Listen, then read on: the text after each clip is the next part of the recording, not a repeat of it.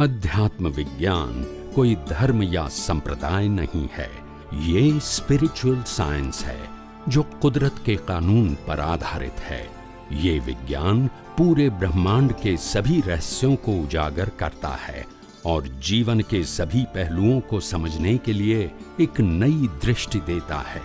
इसी को art of vision कहते हैं, दुनिया को देखने की एक नई दृष्टि, जो अध्यात्म विज्ञानी परम पूज्य स्वामी श्री कमलेशानंद जी के निर्देशन में सनातन सत्य का अनुसंधान कर हमारे जीवन को प्रकाशित करे। जय सच्चिदानंद।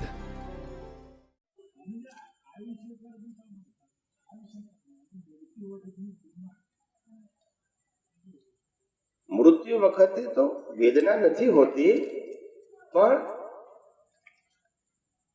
शरीરની જે બધી નાડીઓ છે એ નાડીઓમાંથી પ્રાણ નીકળતો જાય। પ્રાણ એટલે જીવંતતા, પછી જળ થતું જાય, શું થાય? ઇનએક્ટિવ।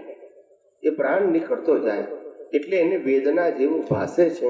વેદના છે ને છે, આ લોકોએ ઊભી કરી છે, એવું કઈ છે?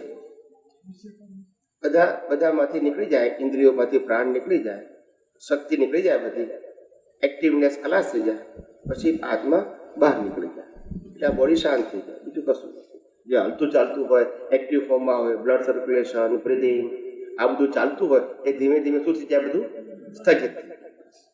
એટલે લોકોને લાગે આવું થાય, એવું કંઈ થતું નથી। તો મિકેનિકલ ક્રિયા છે, કેવી છે?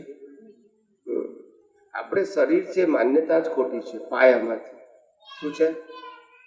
કુદરતે આપેલું મશીન છે કર્મ ભોગવવાનું। મેં પહેલા તમને કુદરતે કીધું અભિમાન કરવા જેવું મારો એક નાનો વાયરસ છે ને એ આખી દુનિયાને હલાવી નાખે એવો છે, માટે તાકાતનું અભિમાન કરશો નહીં, નહીંતર ઘડીના છઠ્ઠા ભાગમાં હતા નતા થઈ જશે।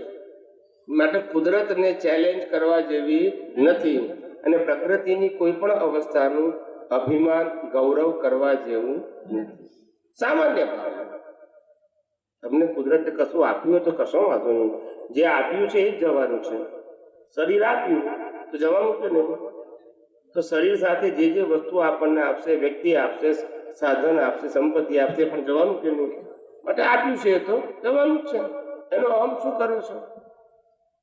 સમજાય છે? એટલે આ સમજવાની જરૂર છે। મૃત્યુએ ગભરાવાની જરૂર નથી। મૃત્યુ એટલે શું કે જન્મ્યા તારે બાળપણ, પછી યુવાની, પછી ગળપણ, હવે મૃત્યુ એટલે શું? બાળપણ આવવાની તૈયારી, બોલતા નથી, તૈયારી, બાળપણ આવવાની તૈયારી થઈ, એ ન મૃત્યુ। એમાં ડરવાનું શું હતું?